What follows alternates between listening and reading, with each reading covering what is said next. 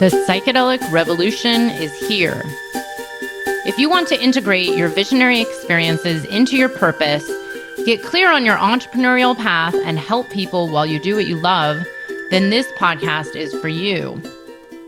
Welcome to The Psychedelic Entrepreneur, medicine for these times.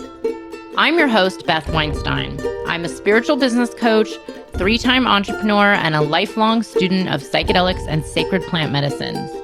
You carry your own unique medicine, and your medicine is what we need for these times. This podcast will help you to share your medicine so you can create transformation in the world. Listen in on conversations with psychedelic leaders, changemakers, and conscious entrepreneurs who are living proof that a better world is possible when you follow your heart and live in alignment with your soul. Welcome back, everybody. I have Laura Northrup with us here today. Hi, Laura. Thanks for being here. Hi. Happy to be here.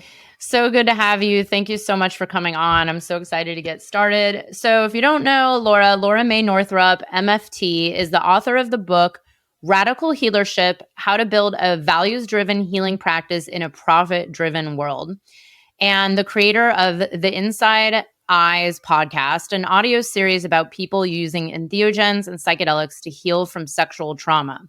Drawing from her work as a practicing somatic and psychedelic psychotherapist, she consults and speaks internationally on issues related to the treatment of sexual trauma. Her work focuses on defining sexual violence through a spiritual and politicized lens, mentoring healing practitioners and creating a meaningful path, and supporting the spirituality integrity of our collective humanity. You can learn more about Laura and her current projects at lauramaynorthrup.com, and definitely grab a copy of Radical Healership. I just kind of read through it very quickly over the last 5 days that I've had it. And it's really insightful. And actually, Laura, I'm really excited because a lot that you say in that book is what I've been saying over the years to my clients as well. And I want to get into this more about the healing and developing a sustainable aligned business as a healer. But the first question I always ask, how did you get onto this path of becoming a therapist and specializing in sexual trauma? And, I'm curious, did you ever have some other random career that has nothing to do with this before this? It's funny that you asked me that because a lot of times people will ask me, and sometimes even like really young people will send me emails and be like, how did you get to where you're going? And here's the schools I'm considering and, all this stuff. And I spent, I would say, basically most of my 20s just being kind of wild, like really having a lot of fun and seeing a lot of music and just being in like a whole kind of subcultural experience that was all about sort of rejecting the mainstream, and then I was like, I want to do something a little bit more with my life. And not that lifestyle was not very, very fun and powerful, and actually also, deeply political. So it was really, really amazing to live in that way. But I wanted to have a career that was more financially stable. And if you read my book, you'll hear all about this. And so, being a psychotherapist is something I was drawn to for so long. I mean, even before I understood what therapy was. And in some ways, I kind of feel like when for people of my generation, when we would get sick, we would stay home and watch Oprah and watch like if we were sick from school, watch Oprah and Maury Povich and, Ricky Lake and all these. Yeah. And whatever, we could critique all that stuff. But I was like very drawn into this idea of, going into the psychology of people and how they're growing and changing and healing. And so very, very drawn to that. And then kind of the thing that really solidified it for me, because it's one thing to, and this is actually something I would say to anyone who's listening and thinking about entering this type of path. It's one thing to want to do it. And then it's another thing to actually like do care work as a profession. It's, there's a lot of burnout. It's really hard work. But one of the things that helped me decide that I was really kind of ready to say, okay, I'm going to do this and go to grad school and take out tons of student loans and everything, is that I worked for over a year at a crisis phone line. and really, like sat with people who were often suicidal, sometimes even, right then and there had their means. And it was a very powerful experience to leave that and say to myself, okay, I may be tired right now, but this is like, I feel so like enlivened and motivated to support people. So that was kind of the thing that made me be like, all right, let's do this. Wow. That's incredible. And I love the story about being like crazy, having fun in your 20s. I get it. There was a moment where I was like, oh, you know what? This maybe can't go on forever. But I'm curious, are you willing to talk about when psychedelics came into your life and how that affected your world to then, be on this path of being a psychedelic therapist and kind of entrenching yourself in this world? How did psychedelics play out also in your career path as well? Gosh, I hope my mom's not listening. She knows by now, right? I don't know if she knows this exact story. I mean, I was just walking down the street one day. This is like the 90s. Things were a lot different. And somebody was selling acid for $1 a tab. Oh my God. And yeah. In San Francisco by chance? No, not San Francisco. That's not where I grew up, but West Coast. I just was like, cool, I'll try that. Like, that sounds like fun. And it kind of changed my life. I mean, the first time that I did that, I don't know if other people relate to this. I kind of felt fully met for the first time in my life. Like, I felt intellectually stimulated in a way that was so expansive and kind of like I could feel all parts of myself, like almost like a flow experience. Like, oh, all this thinking is like it's starting to make sense to me. I mean, okay, I know I sound like a person who's like, and then the paint on the wall made sense, but it really did. And that kind of, I mean, that just like blew the door open. I was like, this is it for life. But then, lots of different types of experiences with entheogens and psychedelics for a long, long time before I decided to become more in this world. Yeah. And then tell us a little bit about what it is you're up to now, just so we have a context for this conversation. You do ketamine therapy or underground or above ground or, and then you also, it sounds like specialize in healing sexual trauma. Yeah. So basically what I'm up to now is that I'm a somatic psychotherapist. And, this is actually kind of an important distinction for me because there's so much emphasis on being a psychedelic therapist right now. And sort of like how exciting and exhilarating that is. But so much of the work is actually not in the journey space. Yeah. And so I feel pretty strongly that I want to continue really identifying myself as a somatic therapist and also a relational therapist, which is maybe a less like known kind of way of working. But because that is the bulk of what I'm doing most of the time. When somebody does some like a ketamine session with me, for example, it's like we're doing so much to lead up to that and then so much to kind of integrate it. And yeah, I mean, it's so important for people to understand that that's just one piece. And maybe we'll get into this too about, when people go into that work, it's very important that you're not only honing your ability to sit with somebody, but that you're really honing your ability to do all the work that makes that journey meaningful. If you're going to work with people long-term, if you're just going to sort of like run a ceremony and you're not doing that other work, then that's a really different thing. But if you're being a quote psychedelic therapist, which I would put into that category that you're doing longer term work. So, and just, for context, I put my podcast out in 2019. My book came out in 2022. Right now I'm writing a new series. I'm not even going to say when that's coming out because, it's writing. So we don't know. It could be next year, could be in 6 months. But it'll be a second, installment to Inside Eyes, but it'll be a really, really different, format. So that's the bulk of what I do. Oh, and I specialize in sexual trauma. And I can say, basically sexual trauma is extremely difficult to treat. It's so difficult for people to heal. And I really see entheogens and psychedelics as very promising for that. I don't want to emphasize it like it's a magic pill because I think that's not true, and sort of it's just misleading and inauthentic. But I do think it has a profound potential, both in that it is, work with entheogens and psychedelics is highly somatic, and it's also highly spiritual. And I think there's something about that that's very powerful in healing sexual trauma. Yeah, and I would actually love to talk about that a little. And I just want to point out, you were, really clarifying psychedelic therapy as people that just, want to sit and do nothing else versus, let's say like the somatic therapy, and you mentioned relational therapy.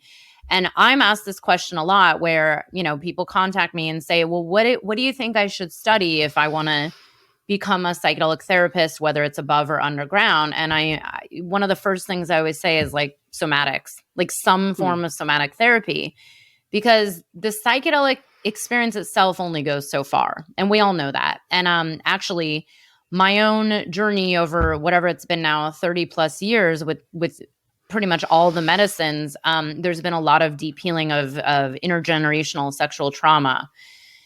That, as you say, was like, oh my God, like the layers and the layers and the layers. But the somatic piece is what actually really expedited the healing. And I always put healing in quotes because I believe like it's just never ending. I know there's nowhere to get to. But, what would you say to people? Because as you probably are contacted a lot, there's everybody. So many people are like so excited to become this psychedelic space holder or a therapist or do underground work. And as I was saying before our interview, like it seems like there's a dime a dozen facilitators out there.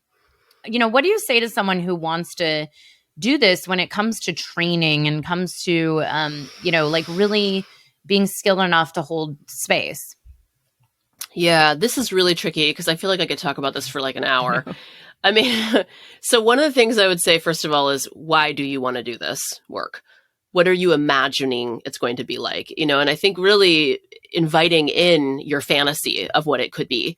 I think a lot of people think it's going to be, I called it like action movie therapy, where it's like, people are going to be having this like really profound experience and it's going to be so amazing. Sometimes medicine work is really boring. Sometimes it's just somebody sitting there, they're lying there, they're in their own journey. They don't need any kind of, anything from you for a couple of hours. And you're not going to like run errands. Like you're actually just going to sit with them. And I have a friend who did a whole training on it and confided in me that she's never going to practice because she found it just incredibly boring. I don't think it is, boring for many, but I do want to say that a lot of times there's a fantasy about kind of what it can be. I think also that it's important to explore what it is that you are hoping to do with people. Are you hoping to simply run a ceremony for them or simply guide them? Or are you hoping to work with them long term?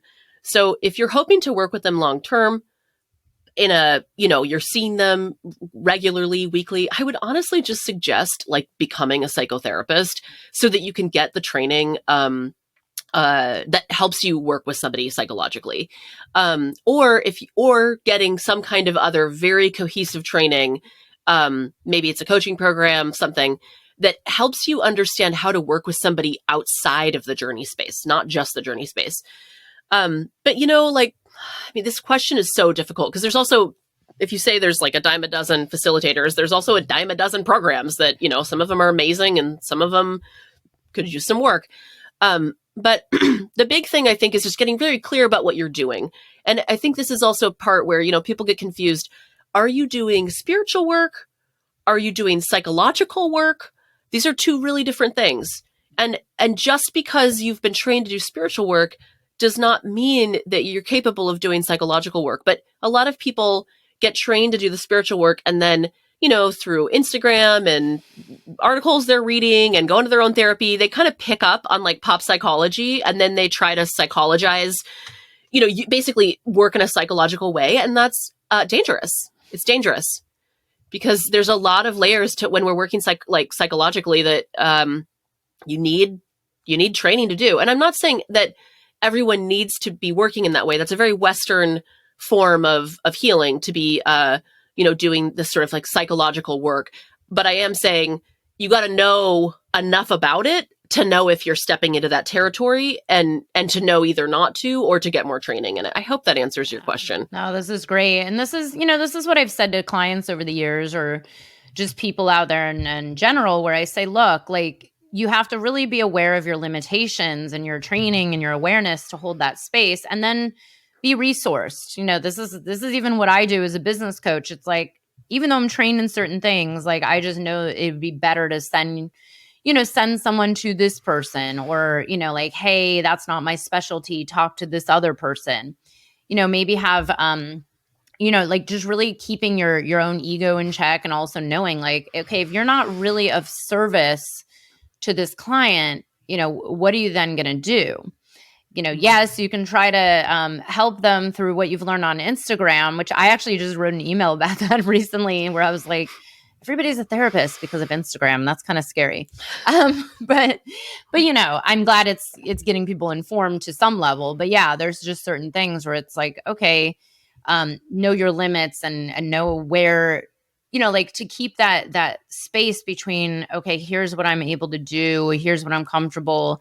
And also just having that awareness of, like, maybe this isn't really serving them at their best, especially if you're dealing with pretty high level traumas, sexual trauma, ancestral trauma. We can go on and on. Yeah. Well, and we talked a little bit about this before we got on this call. So about the kind of issue of transference and countertransference. And for anybody who's interested in working with severe trauma and also, doing medicine work, I think it's episode 16 of my season 1 of my podcast that's called Dynamics of Sexual Harm in Healing Relationships.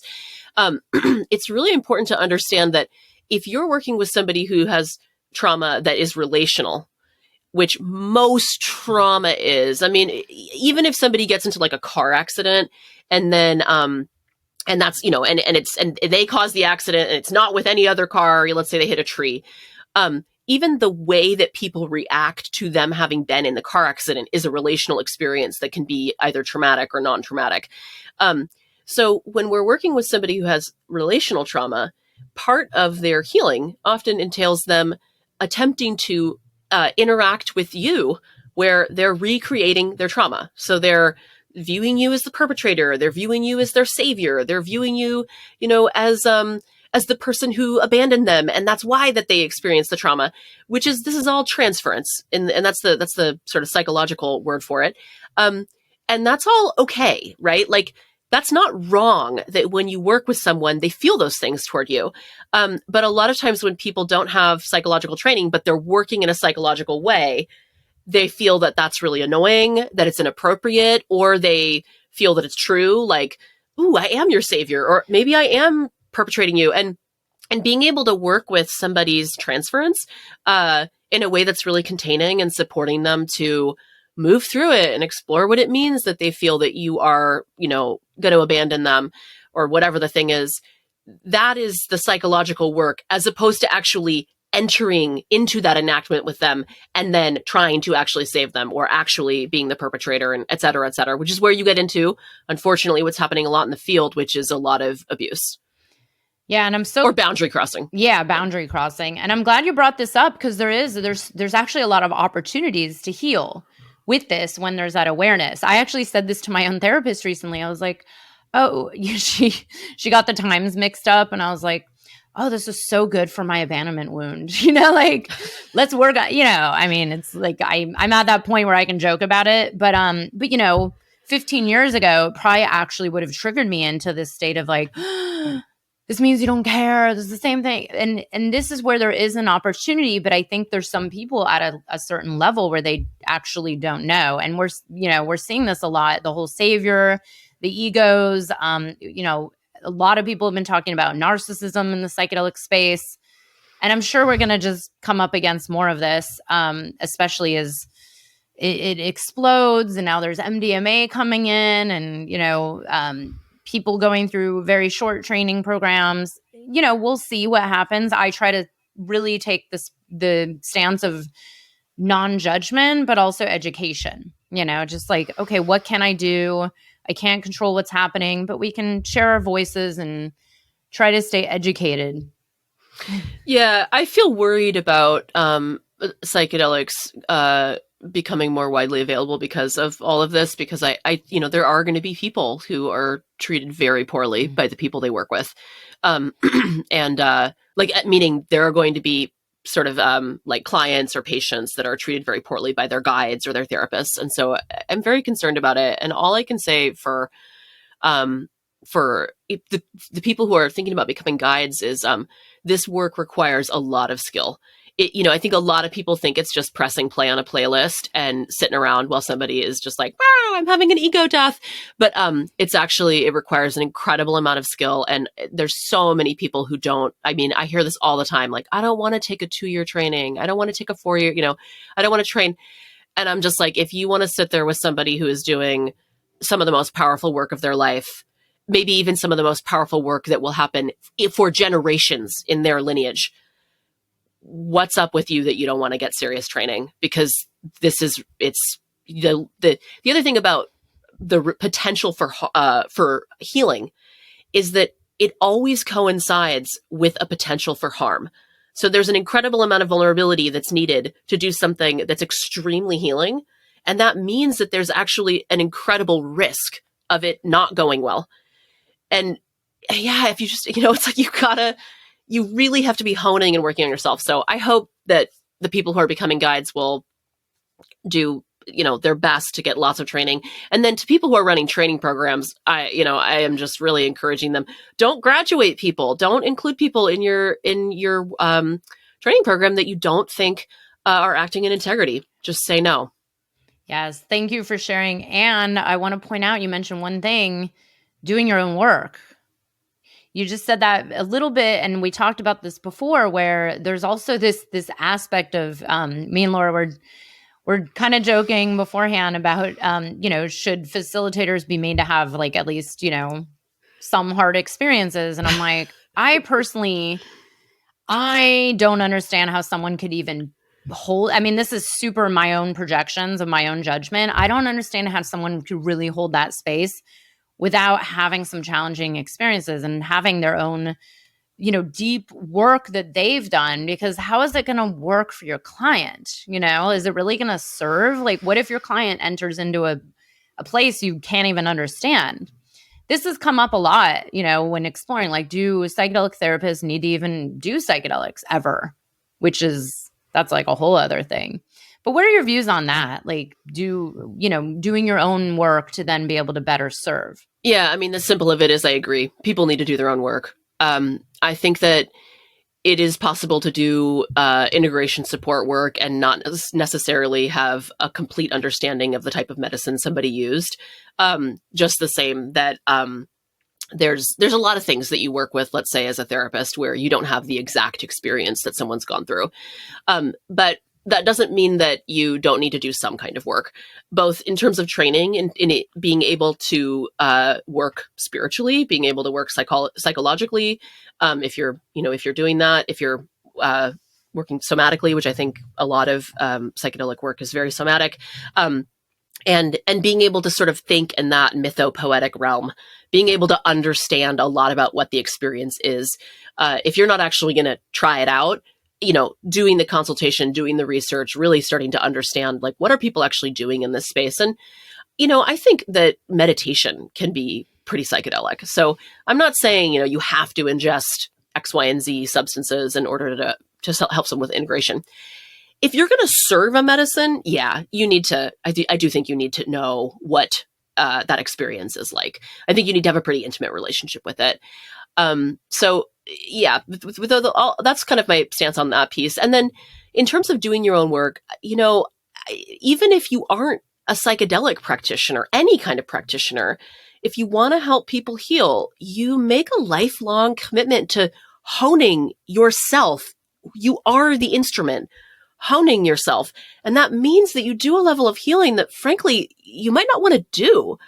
And that means that you are willing to do very, very hard things. And most people who have severe trauma do have really hard journeys. I think people who have less trauma sometimes don't have hard journeys, but oftentimes do as well, on all different kinds of medicines. And yeah, I think you've got to be willing to walk in the underworld if you want to be an underworld guide.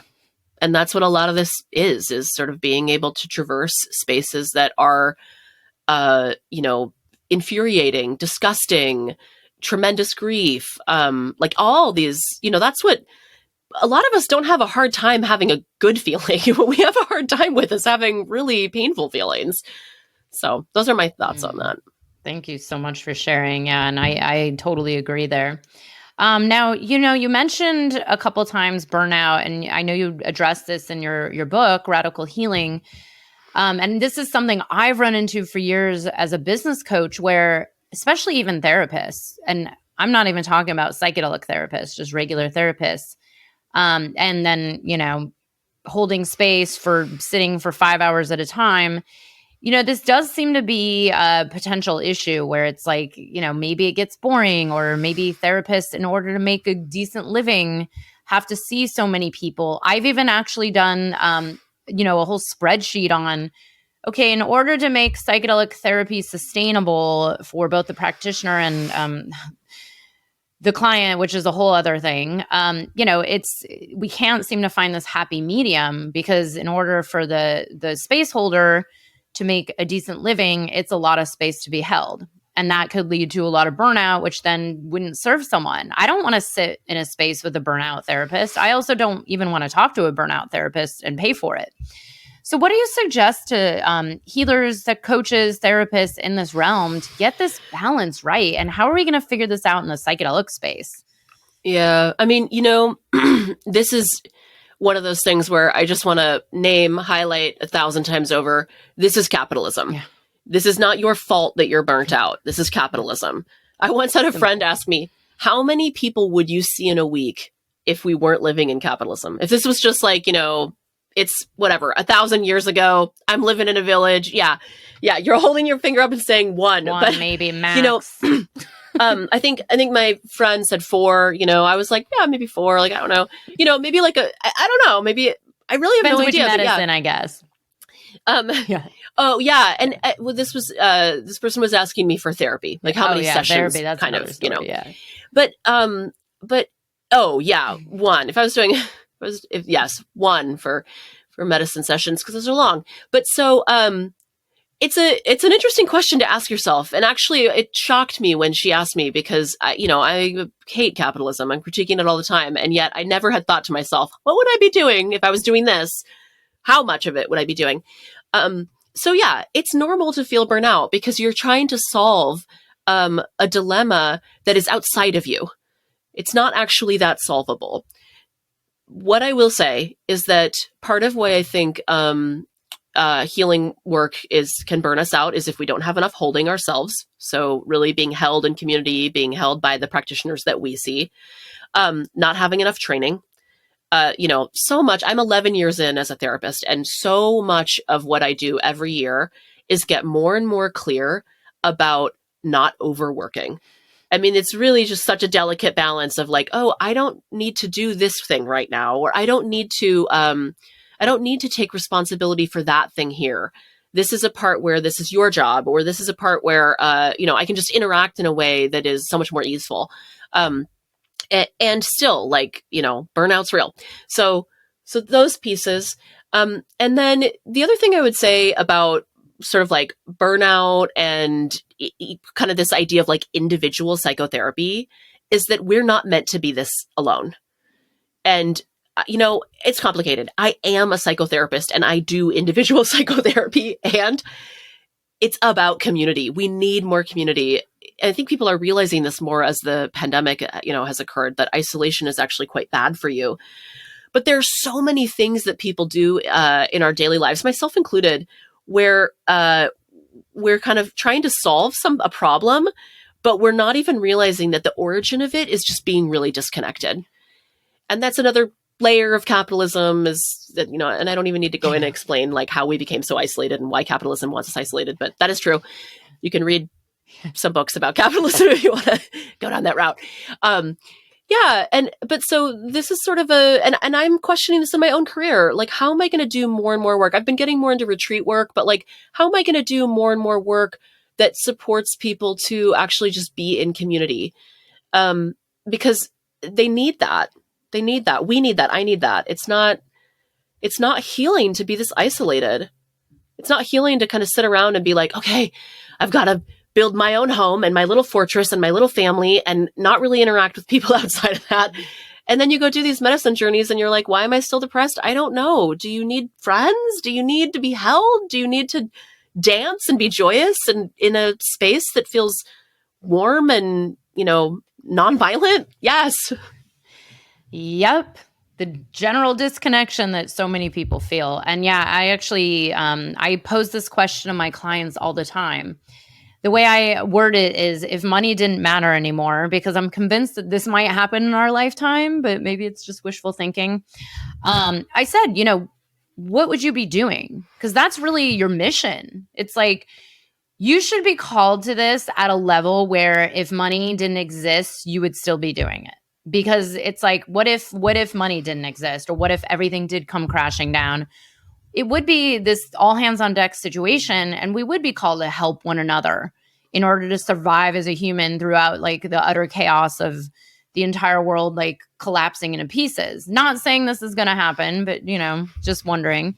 And it's like, it should be a mission that's driven so much from that place in your heart where it's not there to burn you out, and you're not driven just by the money. And by the way, I mean, I have to say this because I've had to say it to people over the years where it's like, I don't know, I think there's some people that think the psychedelic world is just like, oh, if I be a psychedelic therapist, everybody's going to want it. It's easy money. But it's like, wow. No. Yeah, it's there's a reality to time, energy. That's a whole other story that people don't talk about, where it's like, okay, you're holding energy here. Whether you know it or not, right? If your goal is to make a lot of money, I would say go get a job. Go to a different field. Yeah. I mean, and yeah, I mean, I would say that for so many reasons, like, because you're selling your time, your labor, your energy. Yeah. And anyway, yeah, we can. Well, speaking of this, I'm curious because I've talked about this since day one, and when I started interviewing people in 2019.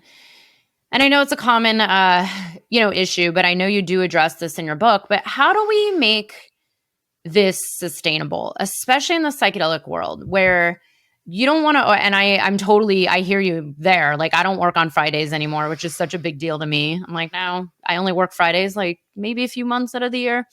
So I try to have 4-day work weeks because I can't burn myself out or else I can't serve. But as a therapist, or especially a psychedelic therapist, there's this issue with the pricing being so high that it's inaccessible to so many people. But then the therapist needs to make good money because, the therapist can't be scraping by on, $35,000 a year, especially living in the Bay Area or New York or wherever. What is your take on this? And how do we come to terms with this? And the fact that, even me, I recently looked into ketamine therapy with a good friend of mine who serves it. And I was like, wow. I was like, I used to just buy ketamine for like $30 and now it's like $1,400. Yeah. Yeah. How do you deal with this as, someone who's like, okay, the whole root of the problem is capitalism, which we all, I think, please tell me everybody knows this by now. But really it's like, how do we solve this accessibility issue? Yeah, this is such a great question. And I think I do actually have an answer for that. And I think it ties into that other piece about community and isolation, which is that there are actually very few people who need to do entheogenic or psychedelic healing work one-on-one, or even two-on-one. Which is like, one of the models that's been presented by MAPS, is that there's two therapists and one patient. There are some people who need that. And there are especially some people who need it earlier on. They just may really, really need that tight of a container where there cannot be other people in the space. They'll need a lot of attention.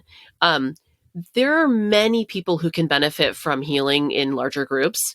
And in fact, can actually benefit from the fact that it's a larger group, that they can talk to those other people, that they can build relationships with them. So I think that's one of the ways that the work can be more financially sustainable, both for the guide and also for the person who's the patient or the passenger or the client. And then the other thing I think is that we really need to support decriminalization efforts. and just like think a lot more about what's going on with the laws that are being passed. So, for example, in Oregon, the Horizons conference in Oregon last year was really interesting because, they had this conference that was all about Measure 109 and looking at how psilocybin services are going to roll out in the state. And I won't bore you with all the details, but essentially it's going to turn out that it's going to be really expensive. And some of that has to do with regulations. And some forms of regulation are really important, right? Like, yes, if, and I'm not super into the government. Like I said, I spent a lot of my 20s being like a wild political punk, but like, I'm not super into the government and I'm not super into things being like necessarily regulated. But if we're going to regulate, that some of the ways that things are rolling out in Oregon have to do with the fact that psilocybin is illegal on a federal level, that then, there's so many different layers to this that then make it really expensive. And so things like a regulatory thing that I would support is like, here's the minimum amount of training that you should have. That's something I could support. Or as much as I don't, love the government in California as a therapist, there are requirements around things like you have to be trained in working with suicide, or you have to get training in ethics. Appreciate that that's a regulatory thing. But some of this is just making it really expensive because it's illegal. It's illegal. And then also there's so many other sort of, what is the word I want to use? Like sources at play in the big pharma around the big pharma world around wanting to make these medicines really profitable. So some of this, like obviously with psilocybin, that's in Oregon, that's a different scenario. But certainly there are major forces that are pushing against decriminalization because they want you to only be able to access their medicine through the medical model. So these are all things where, as a culture, we need to say no to this. And I think that will actually make it more sustainable. Will we say no? I don't know. I don't know if we will. Yeah. The underground is going to keep. The other thing I'll say is the underground is going to continue to thrive. It'll always be there, right? I don't think. Yeah, and I think that's partly because there are aspects of the underground that are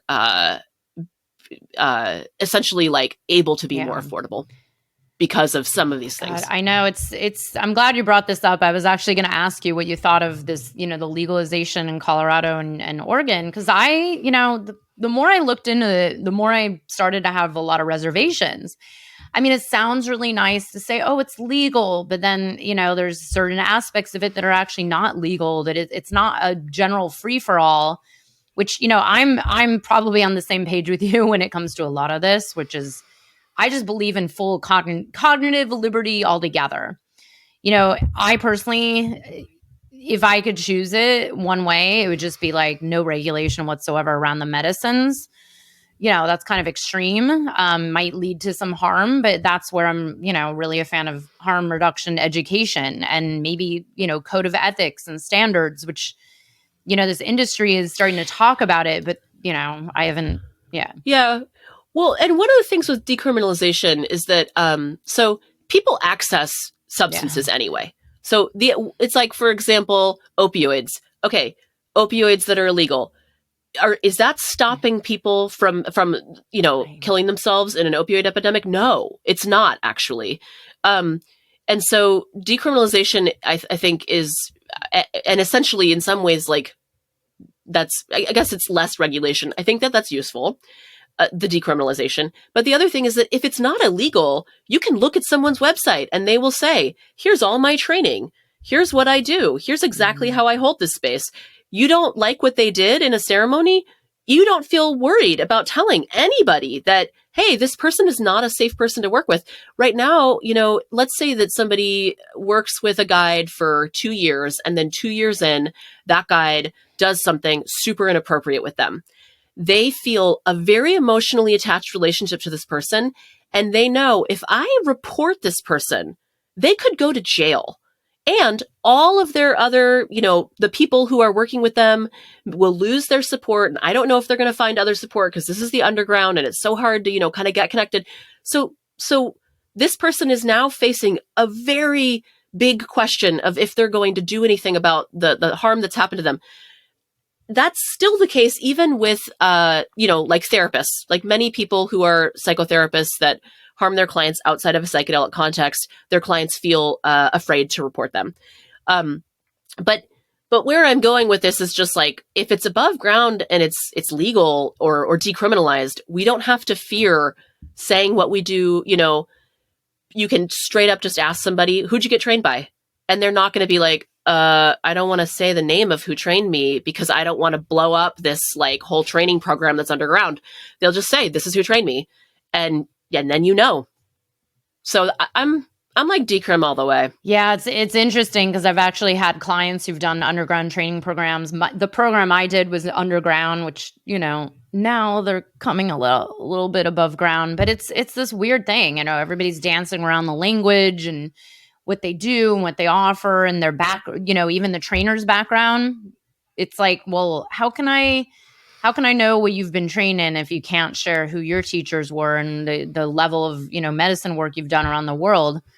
I mean, it's, I'm a fan of just like, go for it. It's like when I interviewed Joe Moore the other week, he said, I'll be happy when I can buy LSD at Walmart, which I will never buy LSD at Walmart, even if it's available there. But he said, because, then we can actually know what's in the medicine, what's like, how many micrograms, is it pure? Where was it made? Who made it? I mean, even me as someone who's been in this for God knows how many years, over 30 years, I actually had bunk drugs sold to me. Well, it wasn't sold to me. It was given to a friend. Back in, I think it was like 2016, I was given what I was told was mushroom chocolate. And it was a totally like a weird synthetic I've never done before. And it was not a synthetic I knew.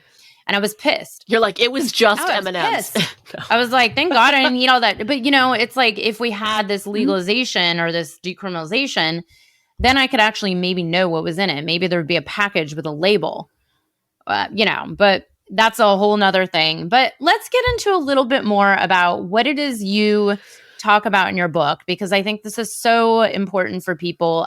First of all, what inspired you to write the book, Radical Healership? And, it's written for healers to, I think, from what I take, to be able to do this work in a very sustainable, regenerative way that's in service, not just to the world, but into themselves as well, because it's, has to be in balance. But yeah, let's talk about this and then some of the principles and what you go over in the book. Yeah. What inspired me to write it? I have this really kind of strange story, which is basically just that a publisher contacted me and asked me to write it. I know. It's manifest. I know. Very, very weird. I know. I was like, what? I actually got the email and I was like, this is a weird fake scam, but I'll respond.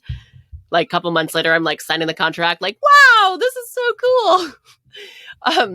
Yeah. And there's another book that I really want to write. So I was a little bit like, kind of, this is because it's a big deal to write a book. It's a lot of your time. And I was like, should I do this? But I kind of just, I was like, this is a really good challenge for me. And it felt really appropriate for the stage I was at. I feel like the other book I've worked on a bit. It's, I need to keep, it's not ready yet. I'm not ready to write it yet, basically. So yeah, it was kind of this really amazing opportunity that came my way. And I've done a lot of work around teaching and, mentoring and, all these different things in the realm of what the book's about. I had an online class that, is a lot of what the book is. So that's kind of how I came to do it. And then once I sat down to do it, I was like, I want to take a stance on this that feels very spiritually grounded and just like really, really politically grounded. It's a weird thing that I support people in how to run a business because I'm really, really anti-capitalist. So yeah, the big thing there is, how do we do this work in a sustainable way? How do you set yourself up to be able to do it for a lifetime if you should want to? And I also kind of see, so in the political, thinking in a political way about this, we want people to be more well because we want people to be empowered and we want people to not be harming each other. And we want people, especially people as they have more and more power in their lives, that increases your potential to cause harm to other people. And or they increases your ability to cause harm to more and more people. And so we want people to be well. We practitioners, healers, we are the delivery system of that. So I think that's just a practical stance of, okay, then I want there to be more of us. And I want us to be able to really do it and sustain it and do it well. As you said, like, you don't want to talk to a therapist that's burnt out, I don't want to get support and healing work from somebody who is not doing their own work. I don't want to be just sort of more traumatized by them. So that's kind of why I care so much about working with healing practitioners and about writing a book that's for healing practitioners, is because I think it's one of the building blocks to living in a world that feels more just. Wow. That is beautiful. And it's kind of funny what you said, because I'm like, yeah, I guess there's a part of me that feels that way too. It's like, I believe in helping people with their businesses because I have this larger vision for what I want to see change on planet Earth. And to me, it's the same thing. It's like, well, the more people that are out there helping people, plus, we're in a crisis. There's a mental health crisis. There's a disconnection crisis. We could go on and on. Climate crisis. Yeah. There's an everything. Yeah. And to me, it's like, well, it's all hands on deck. People are feeling the call to step up and serve and help in some manner. But then it's like, how do we get this balance right? Especially, you say in your book, this world really values this idea of working so hard and delivering more and producing more and making more money and like getting our work out there. And it's like, how do we get this into balance? Even, especially it's like, at least I can only speak here in America. It's like prices of everything are increasing. So then everything is increasing. So then in order to afford, I said to someone recently, I was like, yeah, it's so interesting. All of a sudden, like, all the ayahuasca circles that I'm on all the different lists for, like, the prices like doubled over the last year and a half, 2 years. And it's like, well, in order to even afford the basic healing work that's part of your own journey to then be able to serve, it's kind of this like upward spiral. But yeah, how do you come to terms with what you just said around, like, isn't that funny? You help support people in their business, but then you're anti-capitalist. Like, yeah, how do you, because I've gone through this journey myself. Is like, is this aligned? Like, how do you stay aligned with that, where it's like your values, but then there's the reality of the world we're in today? Mm-hmm. Yeah, I think one thing is that people, myself included, we really need to continually remind ourselves about the level of power that we actually have. And when I say that, I don't mean like, you have so much power. I actually mean, no, we're all living in a system that is constantly trying to make us less spiritually grounded, less, capable of surviving, make us work more. And so to some degree, like, sort of, all this, actually, I'm reading this book, Saving Time by Jenny Odell right now, which is such a good book, highly recommend. And it's also really affirming to kind of what I'm about to say. We blame ourselves. There's all these books that are like, time management, like how to crush it, how to, be a, how to Wake be a millionaire in your yoga pants. Yeah. Like all this stuff, and it's like, if you can't do all of those things, that is okay. And you're probably actually pretty normal. I just wrote this book all about this. And do I struggle with, making sure I don't get burnt out? Yes, I'm out there too, struggling with it. Like, I'm living in the same messed up capitalist system with everybody else. It's not like I figured something out, like some big hack that I'm like, hey, read my book and then you'll do the hack too. Because the hack is like, we have to dismantle capitalism. And I don't know if that's going to happen in my lifetime. I pray for it and, but we will see. So yeah, first thing I'm saying on that is just like, don't blame yourself if you can't seem to manage all of the like pieces of your life. And then, the other thing I would say about it is that I think part of being like keeping myself sane in this world is being able to live in a lot of complexity. That, to be able to hold, I don't like capitalism. I also need to make money. I also don't always know if I need more money or if I can, even like when people are like, how do you set up a sliding scale? It's like, you do it And also, you might realize later you didn't do it right, and you might have to adjust it. And I talk about this in my book, like being able to kind of change and make new choices. But there's not some answer to how we're going to survive this system. There's not some answer to exactly how you should live your life. And I think it's in a sense more so actually my answer that I have to your question, or to anybody kind of asking these questions, is how do you develop a stance in yourself? And then also, how do you develop a practice? So the practice of returning, so living in this system that is so oppressive, so violent, so focused on money and productivity, how do you not be so focused on that? I mean, a daily practice of it. Like, you have to keep returning to, this is not an integrity with me. This is not, I am in an abusive family / what I mean by that is a like gigantic abusive system, and I can't leave. So it's like, we all are. So it's like, how do I keep orienting myself toward human beings and humanity? We deserve dignity. We deserve respect. This is not what this is, et cetera, et cetera. So good. Daily practice. Yeah, so good. So nice to have you here and talk about this. I'm like super pumped. Now I want to talk about what's kind of coming up down the line for you. I know you mentioned kind of this new book idea, and maybe you're not ready to share, but where do you envision yourself going as this space keeps growing? And of course it's growing, it seems so exponentially and rapidly. I'm curious, like, where do you see yourself, like carving out the next space? And by the way, do you think this is all going in a positive direction in the psychedelic world too? Oh, man. Okay, I'll answer that question first. No.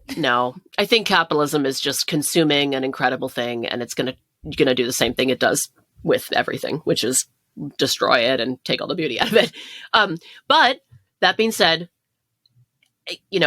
there are always people who are holding it down. There are always communities that are holding it down, that are going to keep things in integrity. And that's a really beautiful thing about humanity, is that while big corporations are gonna and just like money hungry people are going to, the level of venture capitalists at all of these sort of psychedelic spaces that are there, people are really trying to make a ton of money off this. But anyway, all of that, I don't think that's necessarily going to go in a positive direction, but I do think that there are people on the ground doing the good work and creating like ethical and creative solutions to living in this world. And thank the goddess for all the people doing that work, because that is so much more heartfelt and and it's what we need to keep surviving and try to live in a more just world. But no. Capitalism is going to ruin the psychedelic renaissance is what I think is going to happen. And I want to say, like, I'm not a total like naysayer on, I mean, I think it's possible people will come up with some really cool solutions in some pockets, but I just think that the sort of machine of capitalism is too big and out of control to be like, so profoundly reformed just by this. And then the pieces about what I'm up to next, well, I can just share, I did get a little burnt out. After writing my book, I was like, wow, I can't do anymore. And I felt the pressure, and everybody's like, what are you doing next? And it's really, I got caught up in that for a minute. Like, oh God, I have to do something else to stay relevant. It's like, I only put this like really important piece of work out in this podcast where I did all this like emotional work interviewing survivors of sexual violence about like really, really intense stuff. There was that. Oh, then I spent all this time writing a book. Like, it's not enough, Laura. What else are you going to do? What are you going to produce next year? So I was totally caught up in that. And then, I did some of my own work, as we've talked about, and really just came to terms with, I'm at a point in my life. I'm in my 40s. That's another thing, is I'm kind of like, hitting that point where I'm like, I don't have the kind of energy I had 20 years ago. So, or even 10 years ago. So, I'm sort of like just reconfiguring how I do my creative work, and trying to make that feel more sustainable, and accept that might mean I don't produce anything for a long time. And that's okay, because why do I feel this urge to produce constantly? So I'm planning to continue working on this audio series that I think is going to be really profound. I think it'll be really, really good when it comes out, but definitely it's kind of like writing a book. I actually put it into a piece of software where I saw the word count and I was like, oh, okay, this is the same as writing a book. So we'll see when that gets done. And then I do plan to write this other book eventually, and I'm not going to go into what that's about, but I will say that the audio series, hopefully I release it. It's about essentially going in and describing. So one of the biggest questions that I get after my podcast released is kind of like, basically, how do you do the work? Like if you're the client or the practitioner, the passenger, like how do you actually heal in a psychedelic journey?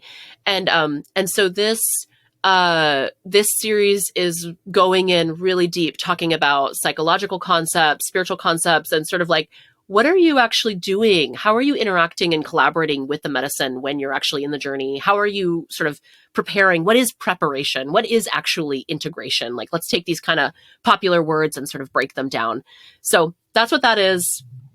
Yeah, hoping. That's going to be good. That's actually really needed for, I mean, this is like the conversation I had last week where he said, well, some people believe that, you know, these medicine spaces are all just supposed to be fun and joyous and positive. But then it's like, I've had my most profound healing breakthroughs through sitting in utter darkness and meeting the deepest grief that I can't even describe into human words.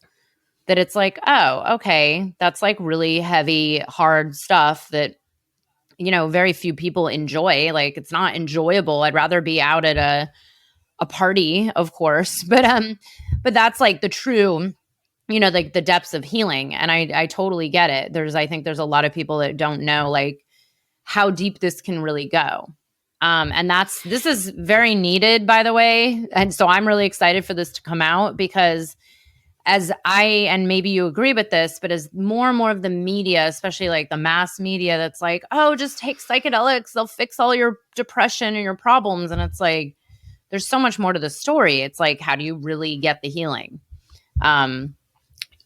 Yeah, I mean, I agree. And I think I talk about this sometimes that, you know, when you go on YouTube or whatever, you see people do these testimonials where they're basically still high. A lot of times they're doing a testimonial the next morning after they journeyed all night, you know, and they're like, this is the most profound experience of my life. I've totally healed. You know, or you see these articles that are like, can magic mushrooms cure depression? No, people don't go online and sit there and say, I mean, they do it. Actually, my audio series has people talking about this, but like most people don't, you know, post these testimonials where they're like, I've done 15 years of therapy. I've done X number of medicine journeys. I've tried all these different kinds of medicines. I've had I went through a big depressive episode 10 years in, and now here's where I'm at. Like it's just, I mean, it's not sexy. It's not a cool headline. And you know, the people who I most speak to in my podcast are survivors of sexual violence. And so there may be people who are not survivors of sexual violence who will have a really different experience of this, but you know, generally speaking, survivors of sexual violence need a lot of healing. They generally need to do many journeys. It's not something that gets healed with one. It's not going to be something where microdosing just like completely transforms all of your PTSD. So yeah, I'm a big fan of like, let's get real. Let's get real and practical about what we're actually doing here, which is what this series is like, this is what I think about this. And yeah. And it'll be so that people can listen to it from start to finish, and they will have like, I think a lot of information about how to make their healing path like more productive or more like get more of what they're looking for. Amazing. Oh, I'm so excited for this to come out. Please let me know when it's out so we can help share it within my community and get it out to more people. Laura, this was such a great conversation. I'm so glad you came on, and we'll definitely have to have you on again, especially when this comes out. Thank you. Yeah. Thank you so much for having me, Beth. And thanks everybody listening. Thanks for being here. We'll have another episode next week. I hope you enjoyed the episode. If you're feeling inspired, I'd appreciate it if you showed your love with a review.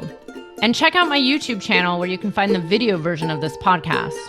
You can also head to bethaweinstein.com to learn more about me and grab my free business growth trainings. Remember, you carry your own unique medicine, and your medicine is what we need for these times.